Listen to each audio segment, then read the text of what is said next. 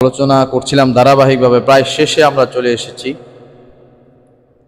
নবীজি বলছিলেন, ওয়ালা তারফা আনহুম আসাকা আদাবা, তুমি তোমাদের পরিবার পরিজন যারা আছে, তোমার পরিবার পরিজনের উপর থেকে শাসনের ছড়িকে উঠিয়ে নিও না। তাদেরকে শাসন করবে, তাদের প্রতি যত্নবান হবে, সঠিক গাইডলাইন শিক্ষা দিয়ে তাদেরকে সঠিক নীতি আদর্শের উপরে তাদেরকে তুমি উঠিয়ে দিবে, পরিচালিত করবে, তাদেরকে অভ্যস্ত বানাবে। এ সংক্রান্ত আলোচনা গত সপ্তাহে আমরা করছিলাম। সন্তানদের প্রতি, পরিবারের অন্যান্য সদস্যবৃন্দের প্রতি তাদের প্রতি আমরা যত্নবান হব, তাদেরকে শাসন করব, সঠিক গাইডলাইন দিব। এই ব্যাপারটি এত গুরুত্বপূর্ণ, এ সংক্রান্ত বহু হাদিস এবং কোরআনের আয়াত আছে। বিশেষ করে সূরা লোকমানে আল্লাহ রাব্বুল আলামিন লোকমান আলাইহিস সালাম তার সন্তানকে যে ওসিয়ত করেছেন, উপদেশ দিয়েছেন, যে লেসন দিয়েছেন, সেগুলোর দৃষ্টান্ত নমুনা আল্লাহ তাআলা তুলে ধরছেন। আমরা যে গাইডলাইন করব, বাচ্চাদেরকে কি শিখাবো, আমাদের মাঝে যারা সচেতন বাবা মা, তারা সন্তানদেরকে গাইডলাইন করে, তবে অধিকাংশ ক্ষেত্রে দেখা যায় তারা সন্তান কিভাবে দুনিয়ার মধ্যে উন্নতি করবে এই ব্যাপারটিতে অত্যন্ত সচেতন, কিন্তু তার নৈতিকতা, আদর্শ, ইসলামের উপরে তার অবিচলতা, ঈমানের শিক্ষা, কোরআনের শিক্ষা, এই ব্যাপারে সচেতন বাবা মাও অত্যন্ত অবহেলা করে। আমরা সন্তানদেরকে কিভাবে কি গাইডলাইন দিব, কি শিক্ষা দিব, এর কিছু দৃষ্টান্ত আল্লাহ রাব্বুল আলামিন কোরআনে কারিমে তুলে ধরছেন। বিশেষ করে লোকমান আলাইহিস সালামের ঘটনা তুলে ধরছেন আল্লাহ তাআলা। সূরা লোকমানের 13 নম্বর আয়াত থেকে এই বর্ণনা শুরু হয়েছে। আল্লাহ তাআলা বলেন, ওয়া ইযা ক্বালা লুকমানু লিবনিহি ওয়া হুয়া ইয়াইযুহু, হে নবী, আপনি স্মরণ করুন যখন লোকমান আলাইহিস সালাম তার সন্তানকে উপদেশ দিয়ে বলছিলেন, ইয়া বুনাইয়া, ও আমার আদরের সন্তান, লা তুশরিক বিল্লাহ, সন্তান তুমি কখনোই আল্লাহ তাআলার সাথে কিছুতেই শরীক করবে না। ইন্না শিরকা লাযুলমুন আযীম, নিশ্চয় শিরিক হলো মহা অন্যায়, মহাজুলুম। সর্বপ্রথম যেই শিক্ষাটি তার সন্তানকে দিচ্ছেন লোকমান আলাইহিস সালাম, সেটা হলো আল্লাহর সাথে শরীক করা যাবে না। আল্লাহ তাআলার সাথে শিরিক করার ব্যাপারে কোনো কম্প্রোমাইজেশন চলবে না। সর্বপ্রথম এই জিনিসটা শিক্ষা দিচ্ছেন। আমাদের চতুর্দিকে মুসলিমরা বিভিন্ন নামে বেনামে শিরকে লিপ্ত, বেদাতে লিপ্ত, অথচ আমাদের ভিতরে যত পরিমাণ শিরক বেদাতের সয়লাভ, ব্যাপকতা আছে, ওই পরিমাণে সচেতনতা নাই। নিজেই সচেতন না, সন্তানকে সচেতন করবে কিভাবে? সর্বপ্রথম লোকমান আলাইহিস সালাম সন্তানকে শিরকের ব্যাপারে শিক্ষা দিলেন, শিরক যেন না করে সন্তানের উপর বাবা মার ওসিয়ত, বাবা মার নসিহত, উপদেশ, এটা অনেক বেশি কাজ করে, অনেক বেশি ইফেক্টিভ হয়, কার্যকরী হয়, যেটা অন্য কোনো মানুষের কথায় অতটা কার্যকরী হয় না। এজন্য বাবা মা নিজেও সচেতন হবে, সন্তানকেও এই শিরকের ব্যাপারে সচেতন করবে। এইভাবে বিভিন্ন বিষয়ে লোকমান আলাইহিস সালাম সন্তানকে উপদেশ দিচ্ছেন। এক পর্যায়ে বললেন, ইয়া বুনাইয়া, ও আমার আদরের সন্তান, ইন্নাহা ইন তাকু মিসকালা হাববাতিম মিন খারদালিন, যদি এমনটা হয় তুমি সরিষা দানা পরিমাণ কোনো আমল করলে, কোনো গুনাহ করলে, ফাতাকু ফি সখরাতিন, আর সেটা যদি মজবুত পাথরের ভিতরে থেকে যায়, রয়ে যায়, ঢুকে যায়, আও ফিস সামাওয়াতি আও ফিল আরদি, আসমানে যদি বিলীন হয়ে যায়, জমিনে যদি বিলীন হয়ে যায়, ইয়াতি বিহাল্লাহ, আল্লাহ তাআলা ওই জাররা পরিমাণ, সরিষার দানা পরিমাণ অপকর্ম, অন্যায় গুনাহ অথবা নেক আমলটা আল্লাহ তাআলা তুলে নিয়ে আসবেন, বের করে নিয়ে আসবেন। যেখানেই থাকুক, আকাশে বাতাসে যেখানেই থাকুক, আসমানে জমিনে যেখানেই থাকুক, সেটা আল্লাহ তাআলা কি করবেন? পেশ সামনে নিয়ে আসবেন। ইন্নাল্লাহা লাতীফুন খাবীর, নিশ্চয় আল্লাহ তাআলা সূক্ষ্মদর্শী এবং সম্যক অবগত, সমস্ত ব্যাপারে তিনি অবহিত, সব আল্লাহ তাআলা জানেন। মিসকালু যাররাহ, একদম জাররা পরিমাণ ছোট জিনিস সম্পর্কে আল্লাহ তাআলা জানেন। আমি আপনি বহুত কিছু দেখি না, শুনি না, উপলব্ধি করি না, আল্লাহ তাআলা সব দেখেন। আমি আপনার সামনে তাকাইলে পিছনে দেখি না, ডানে বামে দেখি না, আল্লাহ তাআলা সব দিকে সমান দেখেন। আমি আপনি আলো ছাড়া দেখতে পাই না, আল্লাহ তাআলা আলো অন্ধকার আল্লাহ তাআলার জন্য উভয়টা সমান। আমি আপনি পাথরের ভিতরে কি আছে দেখি না, আল্লাহ তাআলার কাছে উভয়টাই সমান। এমন দৃষ্টি সম্পন্ন উনি, এত ক্ষমতার অধিকারী। এজন্য আমার আপনার ছোট ছোট নেক আমল যেমন বাদ যাবে না, ছোট ছোট গুনাহগুলো বাদ যাবে না, যদি না আমি আল্লাহর কাছে নেক আমল করি, তওবা করি, ইস্তেগফার করি। ইয়া বুনাইয়া আকিমিস সালাত, ও আমার সন্তান, আদরের সন্তান, তুমি নামাজ কায়েম করবে। ওয়া'মুর বিল মা'রুফ, সৎ কাজে আদেশ করবে। ওয়ানহা আনিল মুনকার, অসৎ কাজে নিষেধ করবে। সৎ কাজের আদেশ, অসৎ কাজে নিষেধের দাওয়াতের কাজ করবে। ওয়াসবির আলা মা আসাবাক, তোমার উপরে যত ধরনের বালা মুসিবত আসে, পরীক্ষা আসে, ওই সমস্ত মুসিবতে তুমি সবর করবে, ধৈর্য ধারণ করবে। সন্তানকে শিক্ষা দিচ্ছেন, নামাজ কায়েম করবে, সৎ কাজের আদেশ করবে, অসৎ কাজে নিষেধ করবে, আর বিপদ আপদে মুসিবতে আল্লাহ তাআলার প্রতি সবর করবে, ধৈর্য ধারণ করবে। ইন্না যালিকা মিন আজমিল উমুর, প্রকৃত পক্ষে এই সমস্ত বিষয়গুলো হলো অত্যন্ত সংকল্পজনক কাজ। এভাবে শিক্ষা দিচ্ছেন। আমরা দুনিয়াবি লাইনে ডাক্তার, ইঞ্জিনিয়ার হওয়ার পিছনে যতটা মোটিভেশন দেই, সন্তানদেরকে উদ্বুদ্ধ করি, যতটা চাপ সৃষ্টি করি, আমরা কি দিনের ব্যাপারে, আকীদাকে বিশুদ্ধ করার ব্যাপারে, আমলকে বিশুদ্ধ করার ব্যাপারে এতটুকু চাপ দেই? প্রথমে শিরকের ব্যাপারে ধারণা দিয়ে আকীদাকে শুদ্ধ করে দিলেন, তারপরে এবার আমলের ব্যাপারে আসছেন।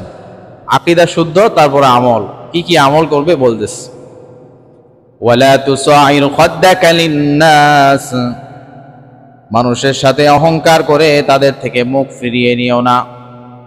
ওয়ালা তামশি ফিল আরদি, জমিনের বুকে দম্ভ করে চলো না, অহংকার করে চলাফেরা করো না। ইন্নাল্লাহা লা ইউহিব্বু কুল্লা মুখতালিন ফাখুর, আল্লাহ রাব্বুল আলামিন অহংকারী এই সমস্ত লোকগুলোকে পছন্দ করেন না। অহংকারী, দম্ভকারী, বড়াইকারী এই সমস্ত মানুষগুলোকে আল্লাহ তাআলা পছন্দ করেন না। নরম, নম্র প্রকৃতির এই মানুষগুলো, এগুলোকে আল্লাহ তাআলা পছন্দ করেন। এক হাদিসে আসছে, নবীজি ছোট্ট কথায় বলে দিয়েছেন যে বদমেজাজি, অহংকারী, বড়াইকারী এই ধরনের বৈশিষ্ট্য হচ্ছে জাহান্নামীদের বৈশিষ্ট্য, আর নম্র মেজাজের, সুন্দর আচরণকারী এই বৈশিষ্ট্য হলো জান্নাতীদের বৈশিষ্ট্য। এজন্য নবীজি যেই বৈশিষ্ট্যগুলো যেই দলের সাথে মিলিয়েছেন, আমরা কি আমাদের বৈশিষ্ট্যগুলোকে ওই দলের সাথে মিলাবো না? ইনশাআল্লাহ, কি বলেন? মিলানো উচিত না? জান্নাতীদের বৈশিষ্ট্যের সাথে আমার বৈশিষ্ট্য যখন মিলে যাবে, আশা করা যায় জান্নাতের পথ আমার জন্য সহজ হবে। এই জন্য দেখবেন কোরআন এবং হাদিসে জান্নাতীদের কোনো দলের নাম বলে নাই, অমুক দল জান্নাতি, তমুক দল জান্নাতি, এরকম বলে নাই। কিন্তু ওই দলের জান্নাতীদের গুণাবলী বলা হয়েছে। তারা মুত্তাকিন, মুখলিসিন, মুহসিনিন, মুফলিহিন, মুতাতাহহিরিন, এইভাবে বলা হয়েছে। অতএব কোনো মানুষ যদি ওই পাহাড়, একদম পাহাড়ের চূড়ায় থাকে, যেখানে কোনো মানুষ নাই, লোকজন নাই, নীরব এলাকা, সেখানেও যদি সে এই গুণাবলীগুলো ধরে রাখে, সে ওই জান্নাতীদের দলভুক্ত হবে। এই জন্য আমাদের গুণাবলীর প্রতি, কোয়ালিটিস, এগুলোর প্রতি মনোযোগী হওয়া উচিত, যে কিভাবে আমার ভিতরে জান্নাতি গুণাবলীগুলোকে আরো বিল্ড আপ করা যায়, আরো তৈরি করা যায়। খুঁজে খুঁজে কোরআনে বর্ণিত এই জিনিসগুলো নিয়ে আসা। তো লুকমান আলাইহিস সালাম সন্তানকে ওসিয়ত করছেন, সন্তানকে শিখাচ্ছেন, শিক্ষা দিচ্ছেন। ওয়াকসিদ ফি মাশিকা, তুমি দুনিয়ার জমিনে নম্রভাবে চলাফেরা করবে, অহংকার করে চলাফেরা করবে না। ওয়াগদুদ ফি মিন সাউতিক, নিম্ন আওয়াজে কথা বলবে, উচ্চ আওয়াজে কথা বলবে না, চিল্লা ফাল্লা করবে না। ইন্না কারালা সুওয়াতুল সাউতুল হামির, প্রকৃতপক্ষে গাধাও তো অনেক উচ্চ আওয়াজে চিল্লাচিল্লি করে, কিন্তু গাধার আওয়াজ হলো নিকৃষ্টতম আওয়াজ। যদি চিল্লালে, অর্থাৎ উচ্চ আওয়াজে আওয়াজ করলেই যদি ভালো হওয়া যেত, ভালো রেজাল্ট পাওয়া যেত, তাহলে গাধাও তো অনেক জোরে জোরে চিল্লাইতে পারে। কিন্তু এই চিল্লানোটা এটা ভালো কিছু না, এটা মন্দ জিনিস। এটা গাধার সাথে তুলনা করে শিক্ষা দিচ্ছেন সন্তানকে। প্রথমে আকীদা বিশুদ্ধ করলেন, অর্থাৎ অন্তরের চিন্তা ভাবনা আল্লাহ তাআলা সম্পর্কে, শিরিক বেদাত মুক্ত, লা তুশরিক বিল্লাহ। তারপরে আমল শিক্ষা দিলেন, তারপরে আচরণ আখলাক শিক্ষা দিচ্ছেন, যে কিভাবে তুমি চলবা, কিভাবে মানুষের সাথে কথা বলবা। দাওয়াতি মেজাজ শিক্ষা দিলেন, ওয়া'মুর বিল মারুফ ওয়ানহা আনিল মুনকার। এই দৃষ্টান্তগুলো আল্লাহ তাআলা তুলে ধরে আমাদেরকে জানিয়ে দিলেন, দুনিয়াবী বিষয় তো মানুষ এমনিতেই সন্তানের যত্ন নেবে, কিন্তু বিশ্বাস, আমল, আচরণ, আখলাক, শিষ্টাচার, এগুলোর ব্যাপারে আরো বেশি যত্নবান হতে হবে। আল্লাহ তাআলা নমুনা দৃষ্টান্ত পেশ করে আমাদেরকে এই শিক্ষাটাই দিলেন। নিজের ঈমান আমলকে হেফাজত যেন সর্বোচ্চ গুরুত্ব দিয়ে মানুষ করে, এজন্য লুকমান আলাইহিস সালামের দৃষ্টান্তের পাশাপাশি আমাদের জাতির পিতা ইব্রাহিম আলাইহিস সালাম এবং ইয়াকুব নবীর ঘটনাও তুলে ধরছেন আল্লাহ তাআলা সূরা বাকারায়।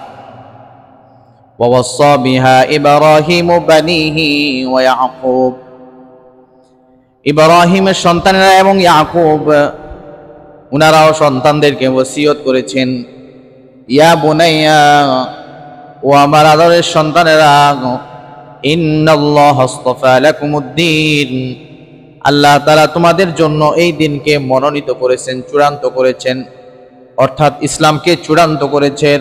ইসলামটাই তোমাদের জীবন বিধান হবে, আদর্শ হবে, দুনিয়াতে চলার ফর্মুলা হবে ইসলাম।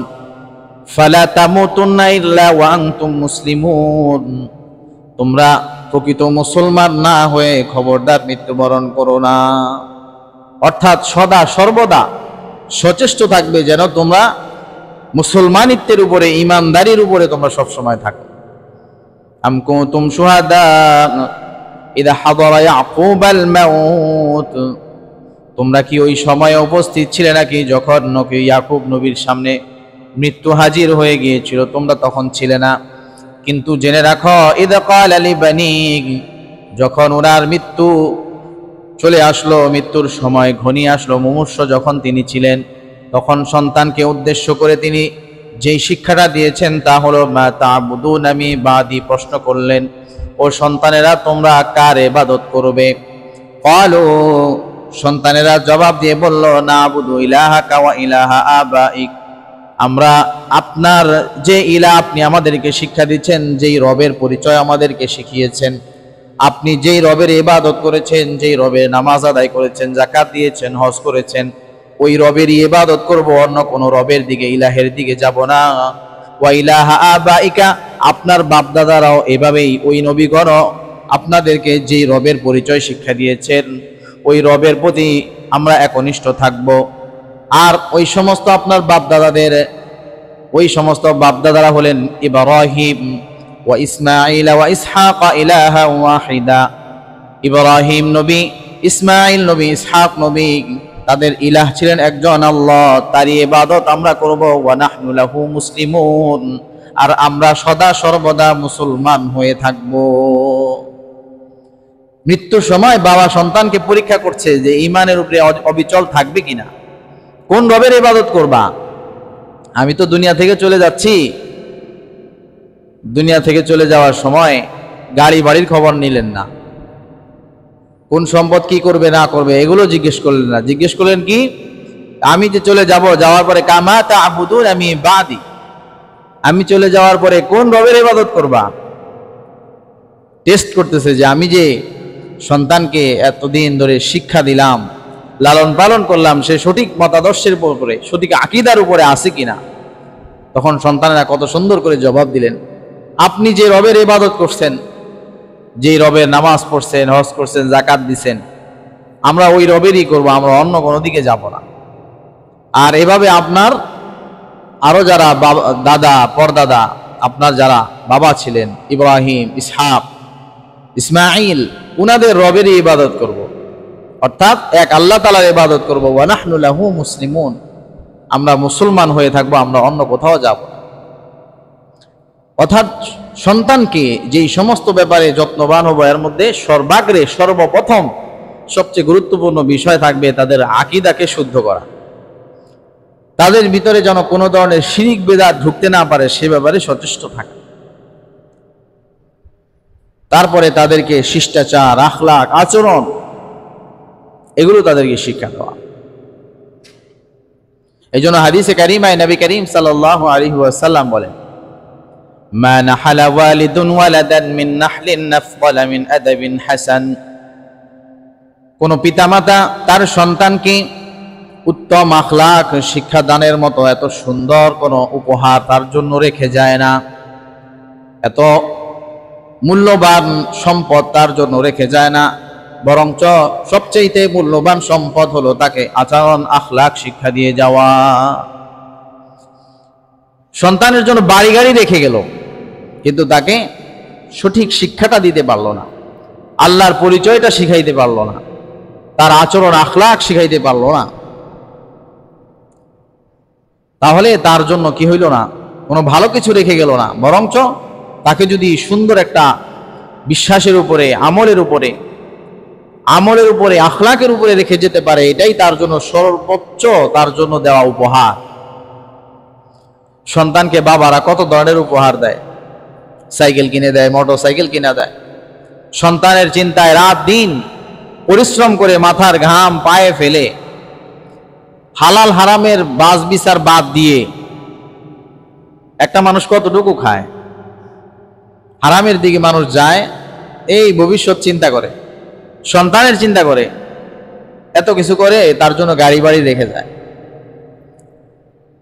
কিন্তু এগুলো কোনো কাজে আসবে না, এগুলো আযাবের কারণ হবে যদি আমি তাকে দ্বীন শিক্ষা দিতে না পারি।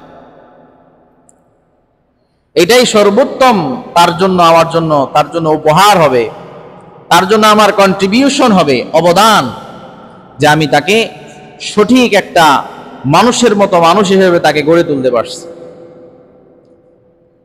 তাকে আমলদার, পরহেজগার, আখলাকওয়ালা বানাইতে পারছি, তাহলেই আমি তাকে সঠিক শিক্ষাটা দিতে পারলাম। গাড়ি বাড়ির মালিক বানিয়ে যাওয়াটাই সঠিক শিক্ষা নয়, সঠিক অবদান নয়। সেটা সঠিক অবদান না। সঠিক অবদান হলো গাড়ি বাড়ির মালিক হতে পারে, কিন্তু ওই গাড়ি বাড়ির মালিক যদি অন্তত না হয়, কিন্তু তার আকীদা, বিশ্বাস, আমল, আখলাক এটা যেন শুদ্ধ থাকে, ভালো থাকে। এটাই সূরা লুকমানের শিক্ষা, এটাই বাকারায় আল্লাহ তাআলা দৃষ্টান্ত তুলে ধরছেন। আর এটাই নবী করিম সাল্লাল্লাহু আলাইহি ওয়াসাল্লাম হাদিসে বলছেন, এটা হচ্ছে শ্রেষ্ঠতম উপহার সন্তানের জন্য।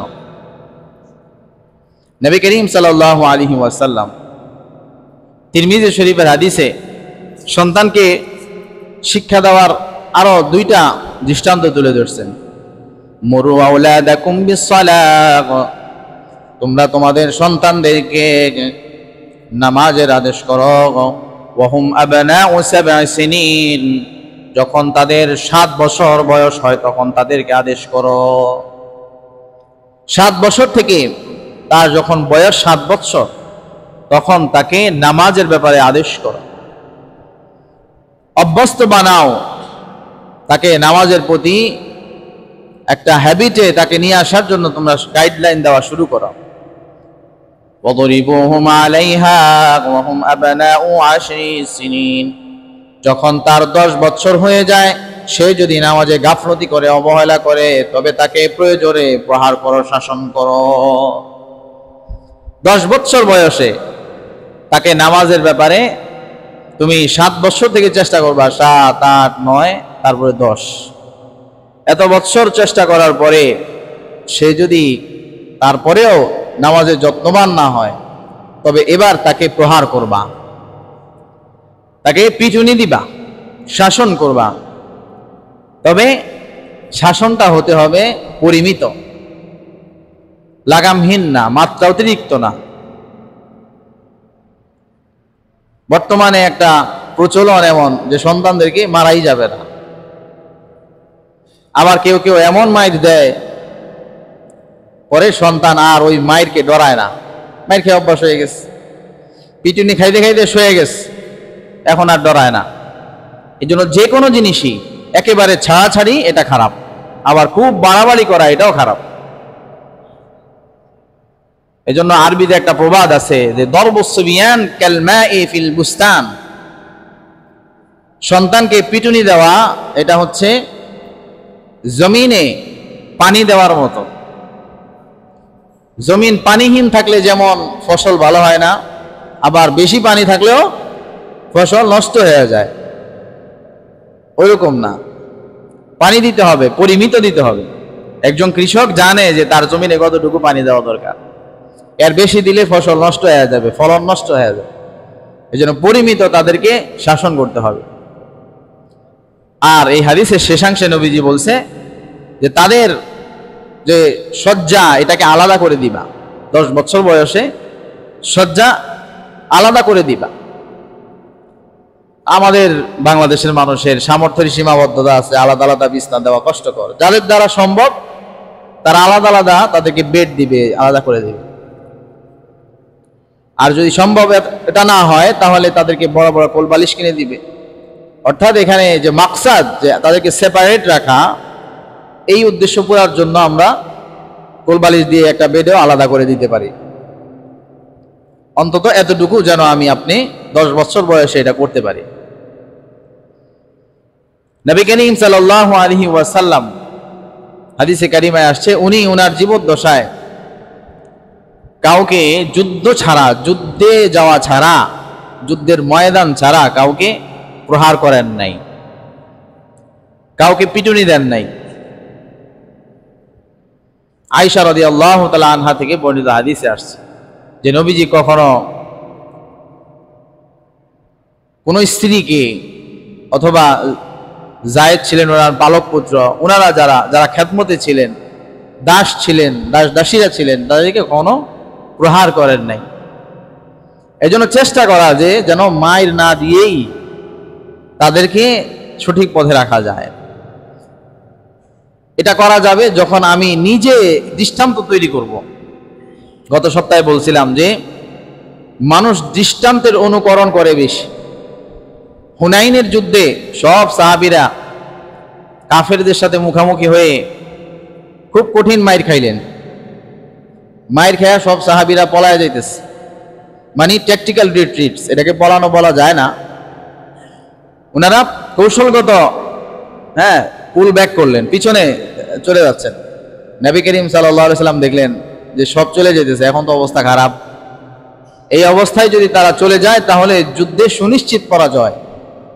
উনি নিজের তরবারি বের করে উনি দৃষ্টান্ত স্থাপন করলেন।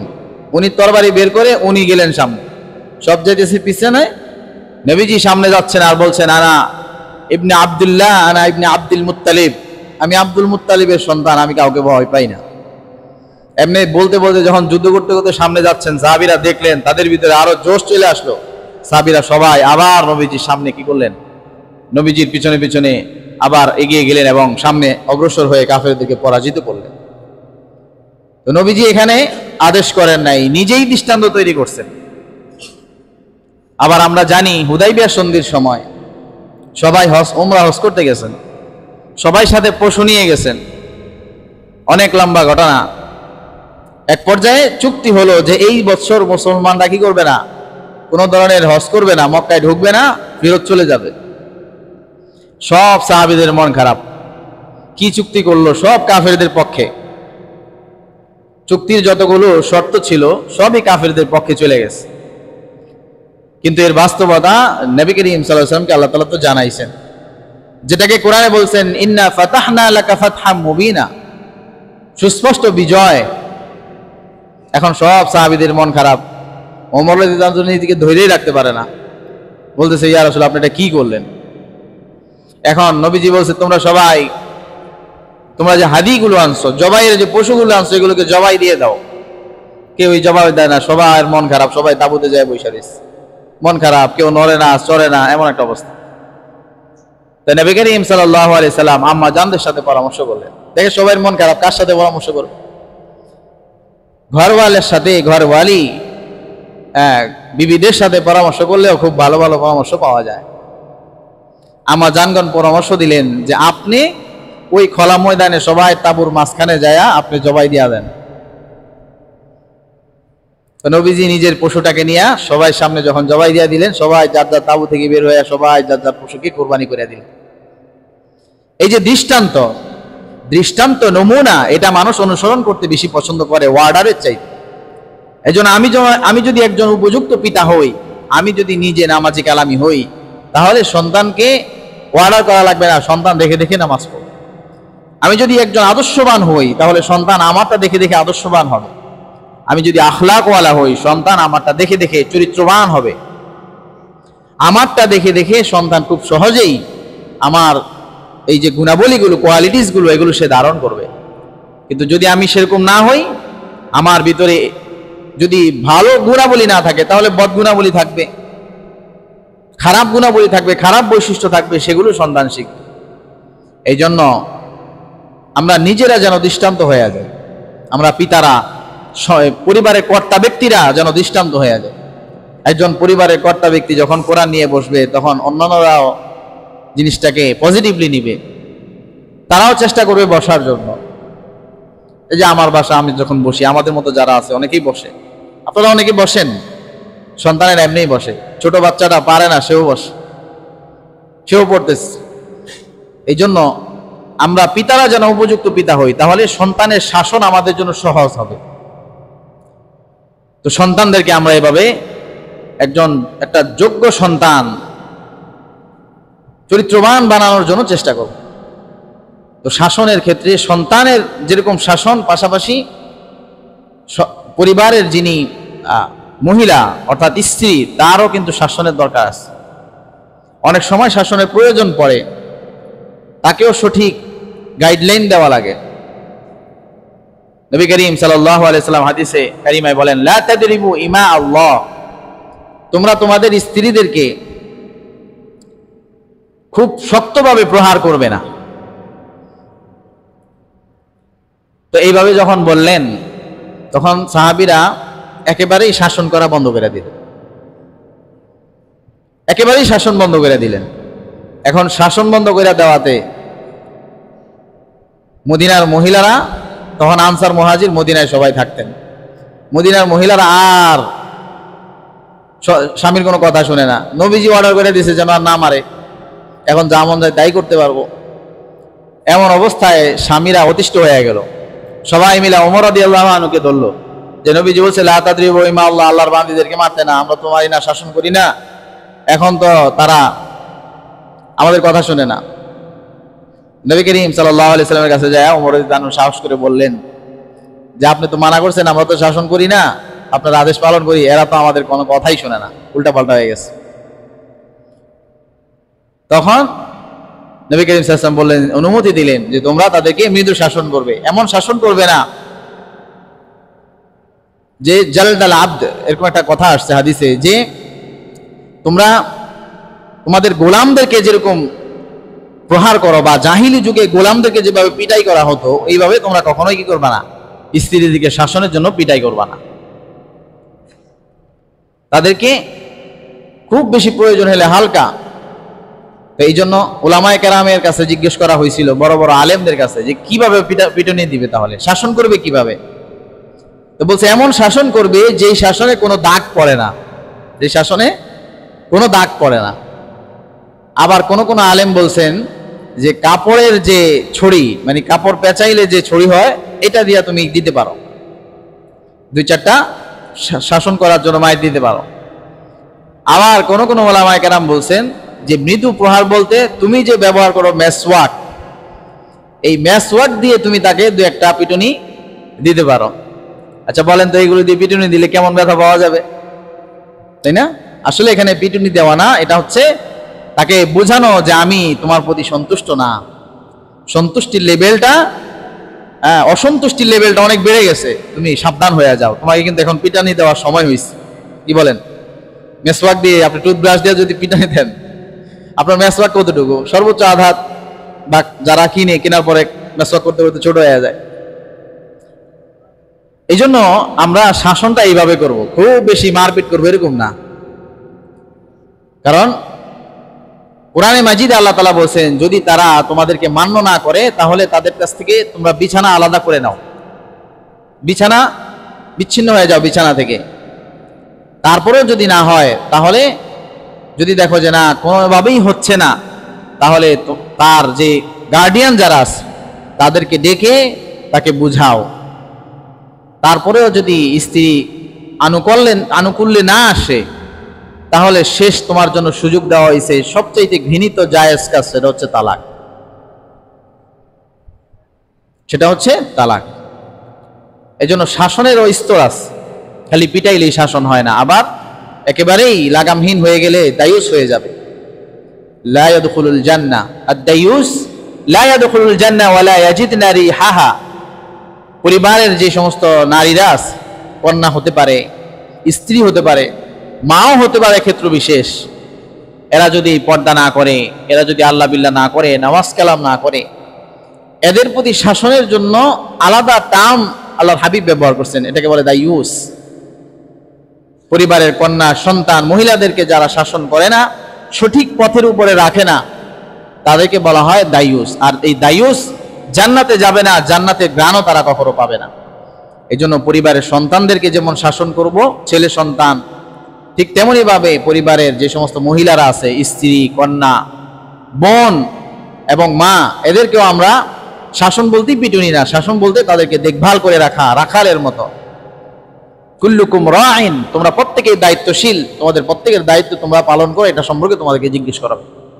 আল্লাহ রাব্বুল আলামিন আমাদের প্রত্যেকটা পরিবারকে আদর্শ পরিবার হিসাবে গড়ে ওঠার জন্য যত গুণাবলী দরকার, এই গুণাবলীগুলি যেন আল্লাহ তাআলা দান করেন। আমিন। ওয়া আখিরু দাওয়ানা আনিল হামদুলিল্লাহি।